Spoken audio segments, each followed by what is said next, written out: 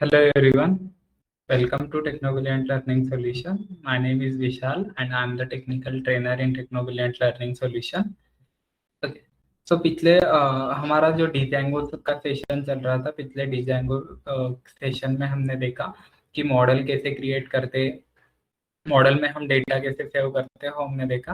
अभी इस वीडियो में हम CRUD ऑपरेशन परफॉर्म करने वाले। CRUD ऑपरेशंस मींस हम डेटा क्रिएट करेंगे, अपडेट करेंगे, डिलीट करेंगे और रिट्राइव करेंगे। सारे ऑपरेशन हम डिजांगो में परफॉर्म करने वाले। तो ये सारे ऑपरेशन परफॉर्म करने के लिए ओके, सबसे पहले भी हम एक नया प्रोजेक्ट फोल्डर क्रिएट करेंगे।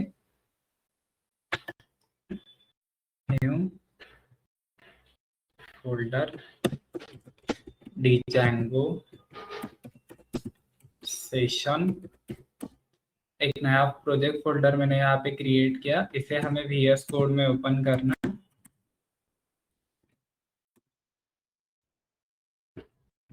अभी VS कोड में ओपन करने के बाद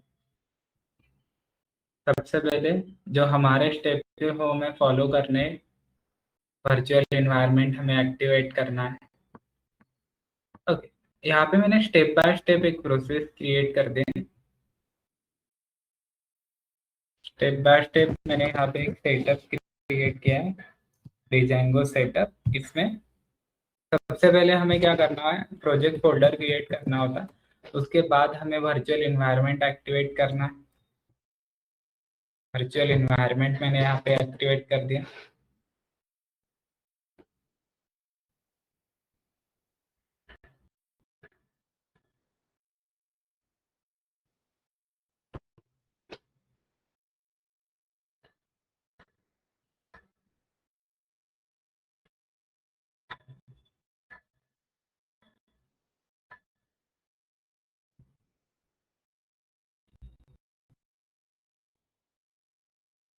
वर्चुअल एनवायरनमेंट एक्टिवेट होने के बाद नेक्स्ट वर्चुअल एनवायरनमेंट इंस्टॉल करने के बाद हमें एक्टिवेट करना है।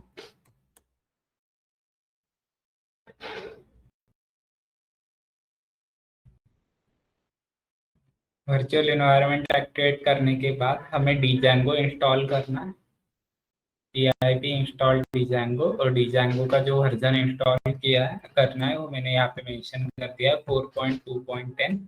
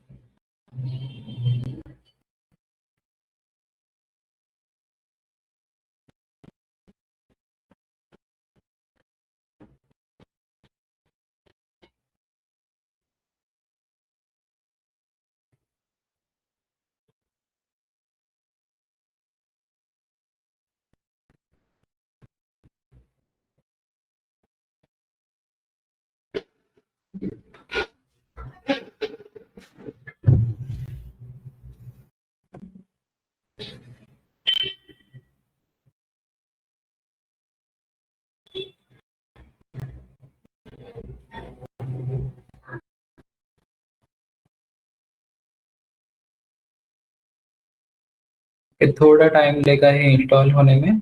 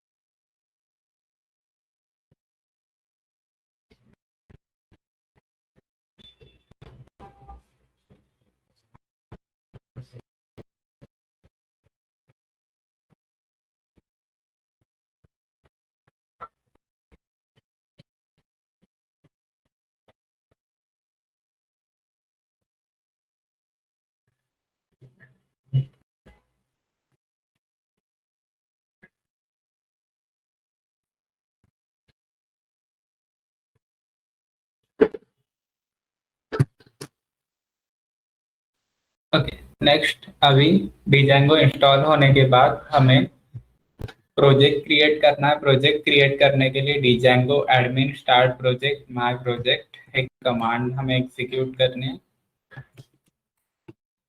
प्रोजेक्ट नेम मैंने यहाँ पे दे दिया my project.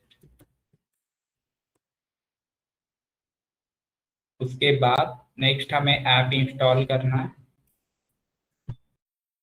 My project folder के अंदर इंस्टॉल करना है, तो माय प्रोजेक्ट फोल्डर को हमें ओपन करना पड़ेगा। माय प्रोजेक्ट फोल्डर जो हमने क्रिएट किया है उसे ओपन किया मैंने, cd my project. Okay, cd my project. उसके बाद हमें ऐप क्रिएट कर देना है।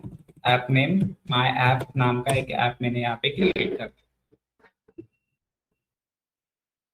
ओके, माय प्रोजेक्ट फोल्डर के अंदर मैंने एक ऐप क्रिएट किया है। ओके, इसमें views.py नाम की हमें फाइल मिल रही है। ओके, और settings.py में हमने क्या कर देना है, जब भी हम ऐप क्रिएट कर रहे हैं उसके बाद हमें ऐप का नेम हमें इंस्टॉल ऐप में ऐड कर देना। माय ऐप, अभी ऐप क्रिएट हो चुका है हमारा। ऐप क्रिएट होने के बाद pip इंस्टॉल। ओके, अभी हमें एसक्यूएल डेटाबेस से कनेक्ट करना है। अगर हमें माइस्क्यूएल डेटाबेस से कनेक्ट करना है तो हमें py माइस्क्यूएल यहाँ पे इंस्टॉल करना पड़ेगा। Install py MySQL.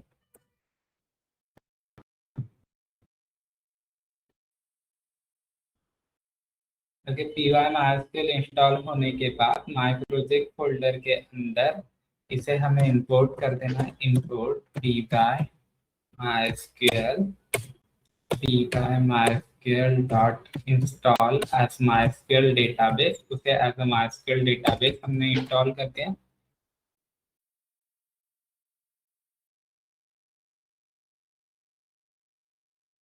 pip install py mysql।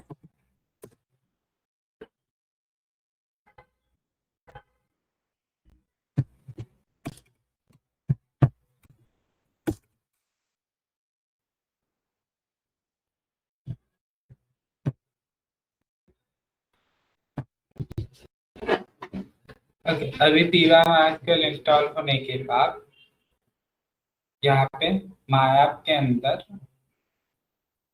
हमें पहले मॉडल्स क्रिएट कर देना। हमें डेटाबेस कनेक्शन करने हैं। डेटा अभी हमने माइस्क्यूएल डेटाबेस को इंस्टॉल करके, माइस्क्यूएल डेटाबेस को इंस्टॉल करने के बाद हमें डेटाबेस से कनेक्ट करना पड़ेगा। तो डेटाबेस से कनेक्ट करने के लिए settings.py नाम की जो फाइल है उसमें जाके हमें डेटाबेस कनेक्शन हमें यहाँ पे ऐड कर देना है। तो डेटाबेस डिजेंगो क्या करता है, by default SQL light 3 database के साथ काम करता है। हमें किसके साथ काम करना है, माइस्क्यूएल डेटाबेस के साथ। तो मैंने ये एडिटिव यहाँ से कॉपी करके, इसमें क्या क्या आता है हमारा इंजन, उसके बाद डेटाबेस नेम आपको देना होता है।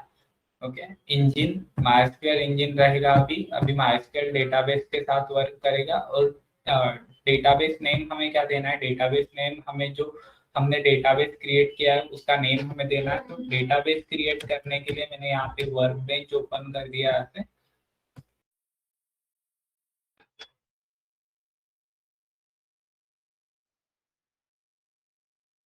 MySQL work bench, MySQL work bench में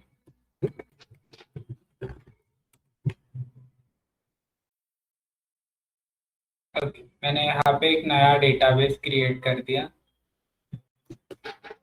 create database, database Django,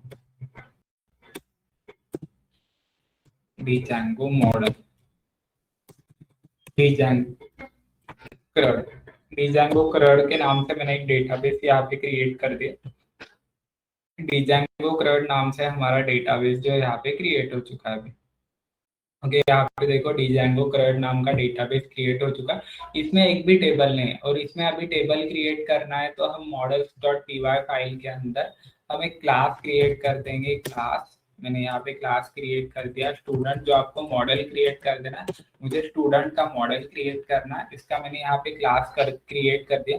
class create करने के बाद अभी मुझे स्टूडेंट में कुछ इन्फॉर्मेशन चाहिए, तो इसका मॉडल रिप्रेजेंट करने के लिए, हमें मॉडल से जो क्लास है इसमें इसमें जो मॉडल्स इंपोर्ट किया है, मॉड्यूल्स में से हम मॉडल क्लास को यहाँ पे इनहेरिट करेंगे। इनहेरिट करने के बाद मैंने यहाँ पे, जैसे हम टेबल में एक कॉलम क्रिएट करते हैं, अभी नई में एक कॉलम रहने वाला है हमारा टेबल में, और इसके में मैंने मॉडल फील्ड दे दी, मॉडल डॉट कैर फील्ड। इसकी जो फील्ड है वो कैरेक्टर रहने वाली है, और इसमें मैक्स लेंथ, मैक्स डेटा कितना रहने वाला है, इसमें 20 कैरेक्टर्स मैक्स लेंथ रहने वाली है इसकी। उसके बाद मैंने एज एक वेरिएबल लिया, एज वेरिएबल में मॉडल, ओके, अभी फिलहाल के लिए मैंने सिर्फ नेम एंड सिटी दिया, city equal to models dot char field max length 20। Okay, अभी हमारा यहाँ पे मॉडल क्रिएट हो चुका है। मॉडल क्रिएट करने के बाद अभी इस मॉडल को डेटाबेस में सेव करने के लिए, अभी इस मॉडल को क्रिएट करने के लिए हमें माइग्रेशन कमांड रन करनी पड़ेगी, पाइथन manage.py मेक माइग्रेशन, ये कमांड हमें यहाँ पे रन करने। हमारा स्टूडेंट मॉडल अभी क्रिएट हो चुका है। माइग्रेशन क्रिएट करने के बाद उसके बाद हमें डेटाबेस में सेव करना है। अभी जो डेटा है स्टूडेंट नाम का टेबल डेटाबेस में सेव नहीं हुआ, तो हम माइग्रेट कमांड यहाँ पे एग्जीक्यूट करेंगे। ओके, जब मैंने माइग्रेट कमांड एग्जीक्यूट की, सारे टेबल जो है हमारे क्रिएट हो चुके हैं। अभी यहाँ पे देखो, रिफ्रेश किया मैंने इसे, रिफ्रेश करने के बाद ओके, मैंने यूजर नेम पासवर्ड नहीं दिया, यूजर नेम पासवर्ड मैंने यहाँ पे चेंज नहीं किया है कुछ। डेटाबेस नेम हमें क्या देना था, यहाँ पे डेटाबेस नेम हमें देना था डिजेंगो क्रड नाम पे हमें डेटाबेस क्रिएट करना है। डिजेंगो क्रड जो डेटाबेस मैंने क्रिएट किया था, यूजर हमारा रूट है, पासवर्ड हमारा 1234 है, उसके बाद लोकल होस्ट 3306 123456 है मेरा पासवर्ड है। सेव कर दिया इसे। सेव करने के बाद अब मैंने कमांड रन कर दी माइग्रेट। ओके, तो सारे टेबल हमारे क्रिएट हो चुके हैं इस डेटाबेस के अंदर। ओके, अभी टेबल में देखो,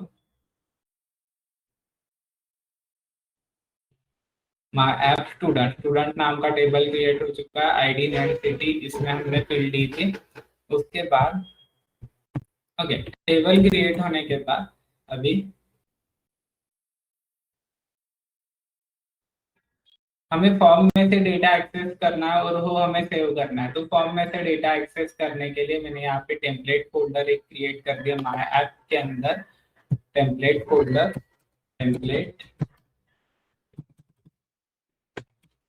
टेम्पलेट फोल्डर के अंदर मैंने एक HTML फाइल यहाँ पे क्रिएट कर दी, index.html, जो कि डेटा एक्सेस करेगी फॉर्म में से। ओके, तो यहाँ पे मैंने फॉर्म टाइप ले लिया, फॉर्म फॉर्म में मैंने यहाँ पे इनपुट दिया, input type text name equal to name placeholder, enter the name. उसके बाद तो देखिए यहाँ पे मैंने इनपुट टैग ले लिया, type text name city, city के लिए इनपुट लेने वाले place holder, enter the city. Okay, form submit होने के बाद बटन मैंने यहाँ पे क्रिएट कर दिया, button type equal to submit, submit button.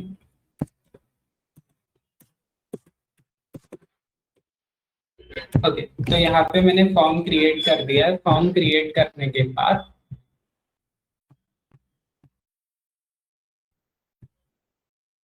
views.py file के अंदर मैंने एक फंक्शन क्रिएट कर दिया डे, होम नाम का एक फंक्शन रहने वाला है। होम नाम के फंक्शन में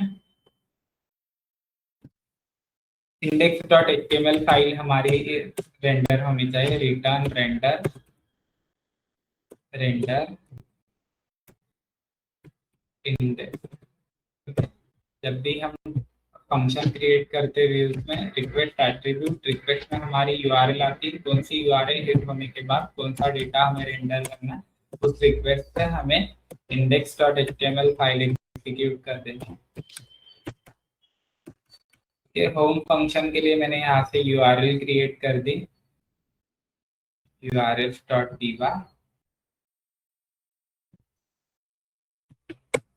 path home।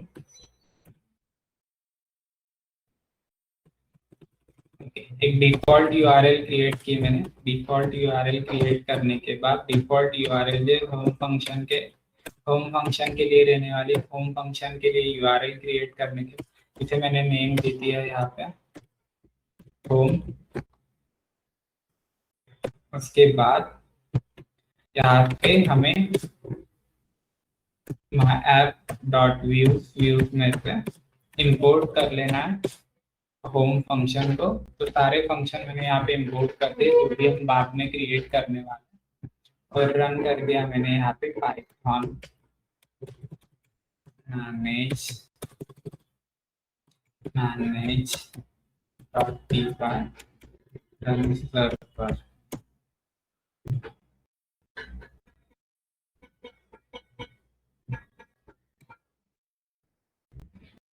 Okay, template doesn't exist। template doesn't exist यहाँ पे क्यों आ रहा है? index.html file line number 19।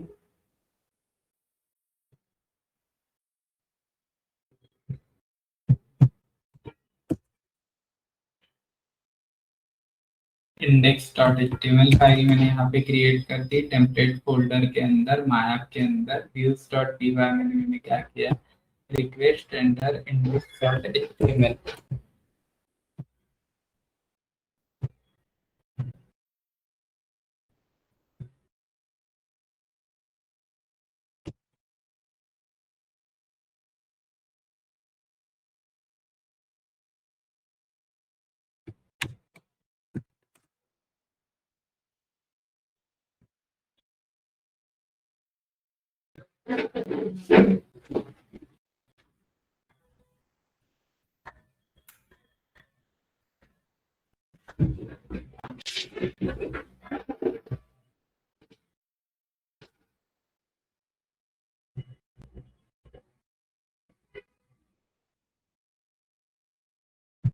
index.html file क्यों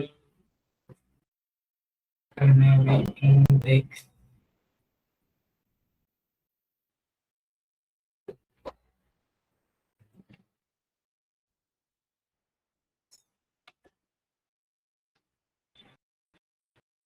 रीनेम, यहाँ पे शायद टेम्पलेट्स नेम, टेम्पलेट फोल्डर के अंदर हमारी HTML फाइल। ओके, मैंने टेम्पलेट फोल्डर क्रिएट किया था इसलिए एरर आ रहा था। ओके, यहाँ पे जो डेटा एक्सेस करने वाले वो डेटाबेस में हमारा सेव होना चाहिए। तो डेटाबेस में डेटा सेव करने के लिए यहाँ पे मैंने क्या किया है, यहाँ पे जो भी रिक्वेस्ट मेथड है इफ रिक्वेस्ट, जब भी फॉर्म हम रेंडर करने वाले हैं तब हमारी सेम मेथड एग्जीक्यूट होनी चाहिए। Request dot method is equal to post. अगर हमारी रिक्वेस्ट डॉट मेथड अगर पोस्ट है इज इक्वल टू पोस्ट, तो हम यहाँ पे डेटा एक्सेस कर लेंगे फॉर्म में। रिक्वेस्ट मेथड हम यहाँ पे चेंज कर लेंगे method is equal to post. Post method देने के बाद व्यूज डॉट py में मैंने यहाँ पे फॉर्म में से डेटा एक्सेस कर लिया if request method is equal to post. तो फॉर्म में से हम डेटा एक्सेस कर लेंगे यहाँ पे रिक्वेस्ट डॉट पोस्ट मेथड का यूज करके हम डेटा एक्सेस कर लेंगे। नेम वेरिएबल में मैंने जो डेटा दिया था index.html में, नेम में मैंने जो डेटा एक्सेस किया और सिटी में जो डेटा लिया है वो मुझे एक्सेस करना है इसमें सिटी नेम और सिटी में से मैंने यहाँ पे डेटा एक्सेस कर लिया रिक्वेस्ट डॉट पोस्ट। उसके बाद मैंने यहाँ से सिटी में से डेटा एक्सेस कर लिया नेम और सिटी में से डेटा एक्सेस करने के बाद ये डेटा जो है हमें सेव कर देना है।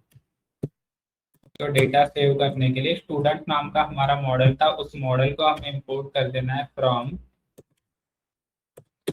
Dot model import student. Student model को मैंने यहाँ पे इंपोर्ट कर दिया। स्टूडेंट मॉडल को इंपोर्ट करने के बाद हमें यहाँ पे सेव कर देना है student dot objects dot create method का कॉल करके हमें डेटा क्रिएट कर देना।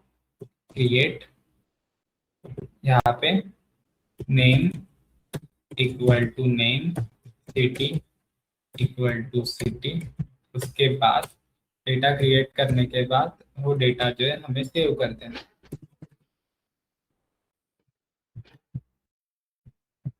Student dot object dot create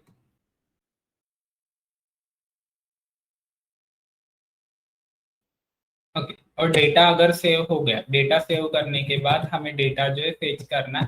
तो डेटा फेच करने के लिए एक मैंने अलग मेथड यहाँ पे क्रिएट कर दी डेटा फेच होना चाहिए उसी पेज में। तो यहाँ पे व्यू डेटा नाम का एक फंक्शन क्रिएट कर दिया मैंने व्यू डेटा। डेटा फंक्शन में एक आर्ग्यूमेंट मैंने यहाँ पे दे दी रिक्वेस्ट। रिक्वेस्ट में मैंने यहाँ पे डेटा एक्सेस करने के लिए स्टूडेंट नाम का ऑब्जेक्ट मैंने यहाँ पे क्रिएट कर दिया स्टूडेंट्स। और यहाँ पे मैंने कॉल कर दिया student dot object dot student dot object dot all. और यहाँ पे डेटा रेंडर हो जाएगा, हमारा व्यू डेटा में हमारा डेटा आ जाएगा, स्टूडेंट्स में हमारा डेटा आ जाएगा। तो यहाँ पे स्टूडेंट में डेटा आने के बाद मैंने एक यहाँ पे फाइल रेंडर कर दी रिटर्न रेंडर। तो यहाँ पे कौन सी फाइल रिटर्न होनी चाहिए, यहाँ पे मैंने एक फाइल क्रिएट कर दी view dot H T M L. View dot H T M L file create करने के बाद इसमें हमें सारा डेटा डिस्प्ले करना है। और इसमें सारा डेटा डिस्प्ले करने के लिए मुझे यहाँ पे रेंडर करना पड़ेगा request request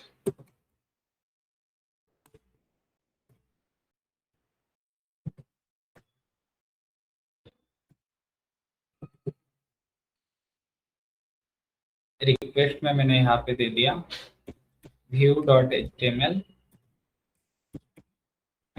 view dot H T M L देने के बाद अभी मुझे डेटा जो है पास करना है। तो स्टूडेंट में जो डेटा हमने क्रिएट किया था तो उसके लिए मैंने एक ऑब्जेक्ट क्रिएट कर दिया स्टूडेंट्स। स्टूडेंट एक की है और स्टूडेंट में जो डेटा है, स्टूडेंट्स में जो डेटा है वो हम पास कर देंगे स्टूडेंट्स की को। उसके बाद ये डेटा हम यहाँ पे एक्सेस कर लेंगे।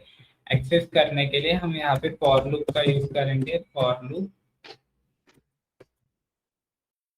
For S in student for S in student. उसके बाद यहाँ पे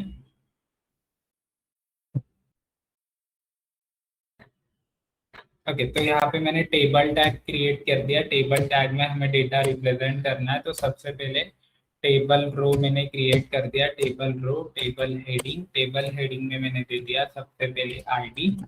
उसके बाद टेबल हेडिंग में ID TH name TH city. Table heading में मैंने सब दे दिया। उसके बाद टेबल टैग के अंदर ही फॉर लूप के अंदर मैंने एक और टेबल रो क्रिएट कर दिया। टेबल रो में टेबल डेटा में एस डॉट आई डी मैंने यहाँ पे डिस्प्ले कर दिया। उसके बाद एस डॉट नेम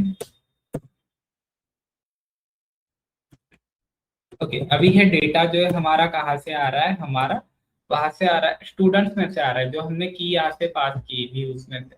तो यहाँ से जो की पास की है, यहाँ पे हाउ डेटा हम एक्सेस कर रहे हैं, फॉर लूप हम यूज कर रहे हैं यहाँ पे। और उसके बाद मैंने यहाँ पे प्रिंट कर दिया s.cd। ओके, और लास्ट में हमें फॉर लूप को एंड कर देना है, एंड फॉर।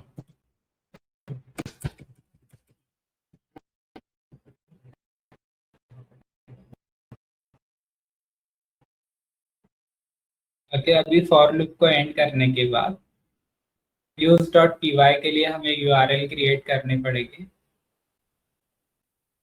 यूआरएल पाथ, मैंने यहाँ पे यूआरएल क्रिएट की, व्यू डेटा। व्यू डेटा हमारी यूआरएल है। किसके लिए करने हैं? व्यू डेटा फंक्शन के लिए हमें क्रिएट करनी है व्यू डेटा यूआरएल। और यहाँ पे मैंने एक नेम दे दिया इसे व्यू। व्यू मैंने यहाँ पे नेम दे दिया, नेम इक्वल टू व्यू। और इस डेटा को हमें, ओके, तो व्यू डेटा यूआरएल मैंने यहाँ पे क्रिएट कर दी। व्यू डेटा के पास कब जाना चाहिए ये फंक्शन?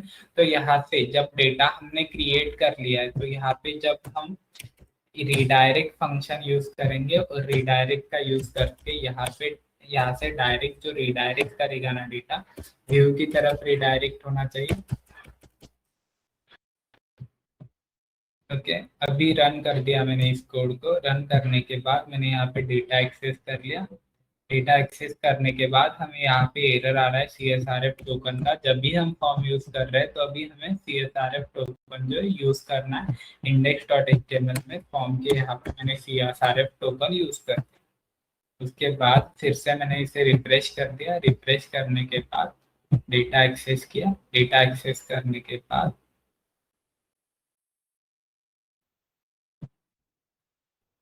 यहाँ पे डेटा जो है हमारा सेव हो रहा है। डेटा सेव होने के बाद views.py के अंदर डेटा जो है व्यू की तरफ नहीं आ रहा है, मतलब ये फंक्शन जो है हमारा हिट नहीं हो रहा है। ये फंक्शन अगर हिट हो रहा है तो हमें view.html रेंडर होनी चाहिए। तो यहाँ पे रिटर्न रिडायरेक्ट कर देना है हमें, सिर्फ रिटर्न रिडायरेक्ट। ओके, रिफ्रेश कर दिया मैंने इसे। रिफ्रेश करने के बाद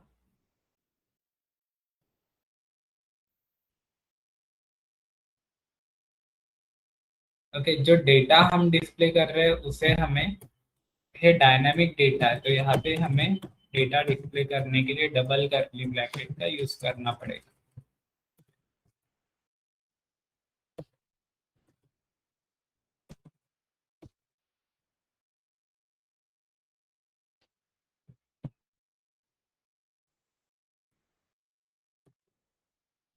स्टार्ट करके मैंने फिर से सर्वर यहाँ पे रन कर दिया।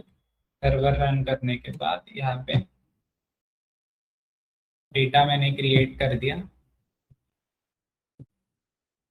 ओके, अभी यहाँ पे डेटा डिस्प्ले हो रहा है, लेकिन डेटा डिस्प्ले जो हो रहा है हमारा टेबल के इसमें लाइन में आ रहे हैं। तो यहाँ पे मैंने दे दिया बॉर्डर 1, टेबल बॉर्डर।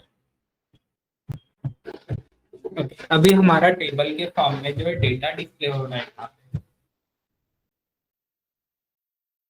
टेबल के फॉर्म में डेटा डिस्प्ले करने के बाद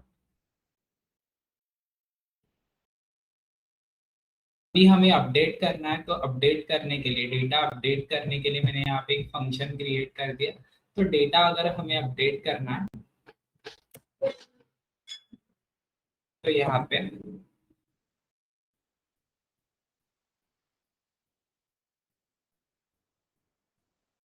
डेट का हमें एक बटन क्रिएट कर देना है। डेटा अपडेट करने के लिए कौन सा डेटा हमें अपडेट करना है, तो अपडेट करने के लिए एक बटन मैंने यहाँ पे क्रिएट कर दिया, TD। एंकर टैग मैंने यहाँ पे दे दिया। एंकर टैग के अंदर मैंने एक बटन यहाँ पे क्रिएट कर दिया, अपडेट TD। उसके बाद एक और बटन मैंने यहाँ पे क्रिएट कर दिया,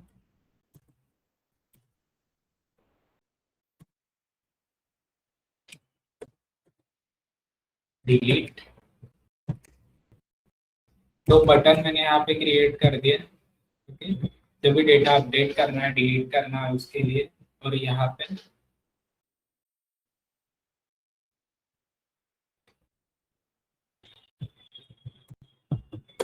मैंने यहाँ पे button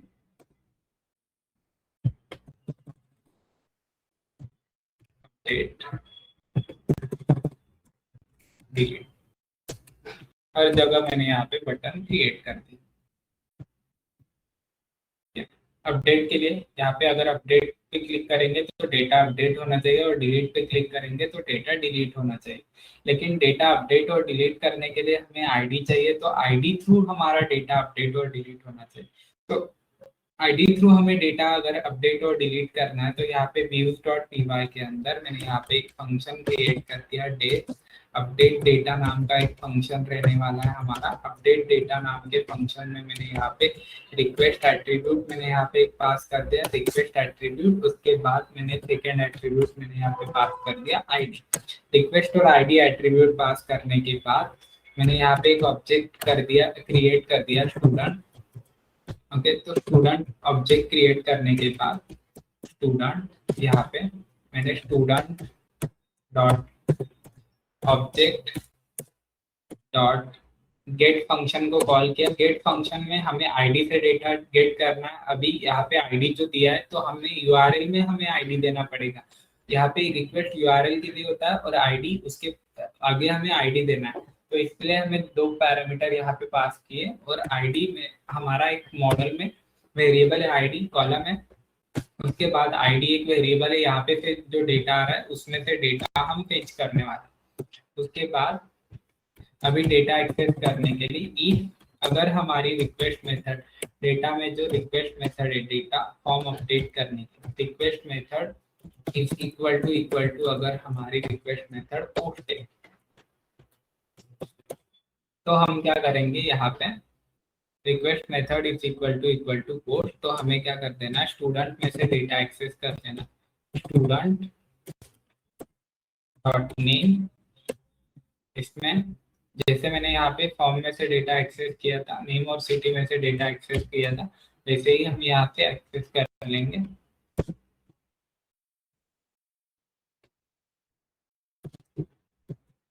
request dot post is equal to name, उसके बाद student dot city, request dot post is equal to city. और जो भी डेटा हम अपडेट कर रहे हैं, तो हमें क्या कर देना, स्टूडेंट को सेव कर देना, student dot save. Save function को कॉल करने के बाद अभी ये फंक्शन कहाँ पे रिडायरेक्ट होना चाहिए, रिटर्न रिडायरेक्ट। फिर से रिडायरेक्ट होना चाहिए हमारा व्यू की तरफ, व्यू। ओके, अपडेट हुआ डेटा हमें दिखाई देगा। उसके बाद यहाँ पे ये जो मेन फंक्शन अपडेट, यहाँ से मेन हम क्या करने वाले हैं, अपडेट डेटा वाली एचटीएमएल रन करने वाले। तो अपडेट के लिए हम यहाँ पे एक फंक्शन फाइल क्रिएट कर देंगे, new HTML file. Right click किया मैंने, new file, update dot HTML, update dot HTML नाम से एक फाइल मैंने यहाँ पे क्रिएट की। इंडेक्स डॉट एचटीएमएल में जैसा हमने डेटा एक्सेस किया था, वैसे ही हमें डेटा एक्सेस करना है अपडेट डॉट एचटीएमएल में। ठीक है, फिर यहाँ पे मैंने दे दिया h2 अपडेट डेटा। उसके बाद व्यूज में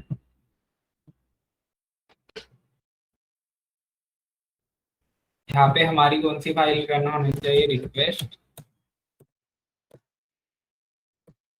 अपडेट एचटीएमएल वाली फाइल रन होनी चाहिए, अपडेट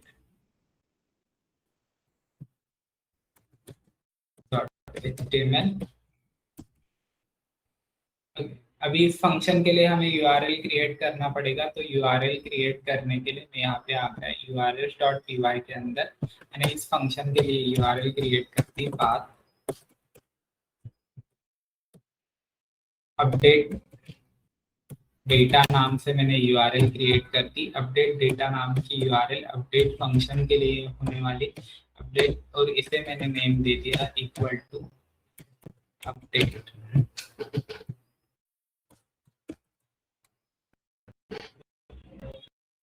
अपडेट डेटा नाम का फंक्शन बना। ओके, यहाँ पे views.py के अंदर ओके जब भी हम डेटा यहाँ पे यूआरएल जब हम क्रिएट कर रहे हैं यूआरएल, उसके बाद हमें क्या करना है, हमें यहाँ पे आईडी भी दे देना। आईडी का टाइप जो रहने वाला है हमारा इंट रहने वाला है, इंट, और आईडी हमें दे देना है आगे। ओके, आईडी देने के बाद यहाँ पे update dot H T M L में जब हम अपडेट करने वाले views dot H T M L में वो यूआरएल हमारी हिट होनी चाहिए अपडेट वाली। तो अपडेट वाली यूआरएल मैंने यहाँ पे दी थी, तो यूआरएल देने के लिए मैंने यहाँ पे यूज किया यूआरएल।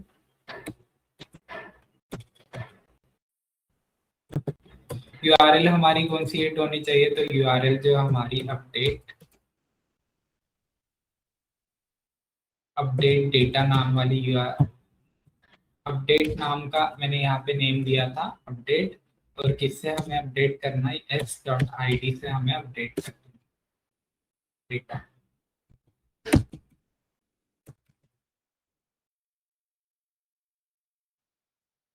ओके, रिफ्रेश कर दिया मैंने इसे। रिफ्रेश करने के बाद अभी अपडेट पे क्लिक किया। अपडेट पे क्लिक करने के बाद अभी किस आईडी का हमें डेटा अपडेट कर देना है, तो ओमकार है जो आईडी है, इसका डेटा हमें अपडेट करके मैंने यहाँ पे दे दिया सौरभ, और सिटी मैंने दे दी यहाँ पे पुणे।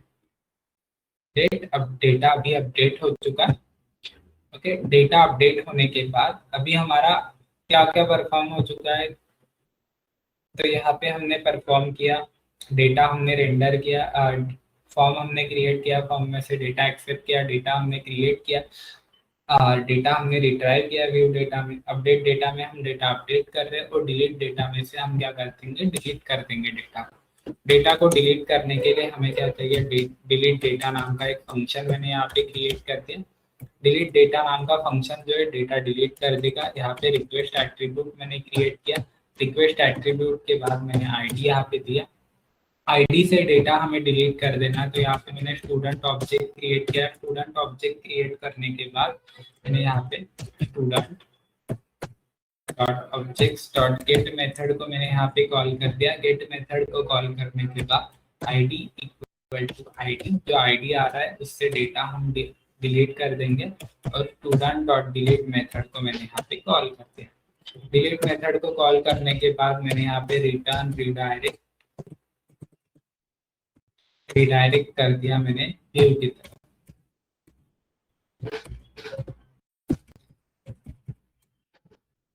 ओके, अभी व्यू की तरफ रिडायरेक्ट करने के बाद डेटा हमारा यहाँ से डिलीट हो जाएगा। डेटा डिलीट करने के लिए मैंने एक यूआरएल क्रिएट कर दी,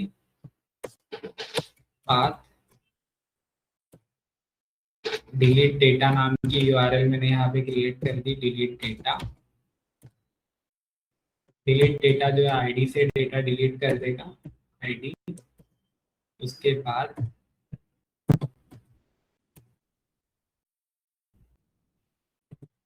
मैंने यहाँ पे एक फंक्शन के डिलीट डेटा फंक्शन के लिए मैंने यूआरएल क्रिएट कर दी। डिलीट डेटा फंक्शन के लिए यूआरएल क्रिएट करने के बाद इसे मैंने नेम दे दिया डिलीट। ओके, और जब हम यहाँ पे डिलीट डेटा फंक्शन पे क्लिक करेंगे, यहाँ पे कॉमा डिलीट डेटा फंक्शन पे जब हम क्लिक करेंगे, बटन पे हम जब क्लिक करेंगे तब हमारा डेटा जो है वो डिलीट होना चाहिए। तो यहाँ पे मैंने दे दिया यूआरएल डिलीट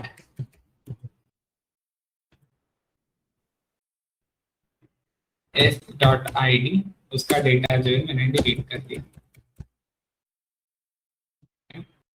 तो यहाँ पे रिफ्रेश कर दिया। रिफ्रेश करने के बाद सर्वर हमारा स्टॉप हो चुका है। फिर से मैंने इसे रन कर दिया।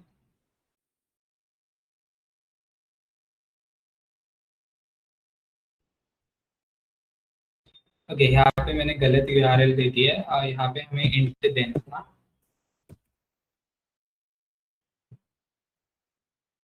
ओके, सेव कर दिया मैंने इसे। इसके बाद फिर से रन कर दिया। रन करने के बाद इस पे मैंने क्लिक किया, डेटा एंटर किया, नया डेटा एंटर करने के बाद यहाँ पे एक डेटा जो है हमें डिलीट कर देना। डेटा डिलीट करने के बाद हमारा डेटा जो है वो डिलीट हो रहा है। तो यहाँ पे हमने क्या किया है, हर एक इसके लिए हमने फंक्शन किया है। अपडेट के लिए अपडेट फंक्शन, डिलीट के लिए डिलीट फंक्शन, व्यू के लिए व्यू फंक्शन, और डेटा एक्सेस करने के लिए मैंने होम फंक्शन यहाँ पे क्रिएट किया है। हर एक इसके लिए हम अलग अलग ऑपरेशन क्रिएट कर रहे हैं, और अलग अलग ऑपरेशन कब हमारे परफॉर्म हो रहे हैं, जब हमारी यूआरएल हिट हो रही है। डिलीट बटन वाली यूआरएल जब हिट होगी तब डिलीट हो जाएगा। अपडेट वाली यूआरएल हिट होगी तब डेटा हम अपडेट कर सकते हैं। व्यू वाली यूआरएल हिट होगी तब डेटा हम रिट्राइव कर सकते हैं। और होम वाली यूआरएल हिट होगी तब हमारा फॉर्म रेंडर होगा वहां पे।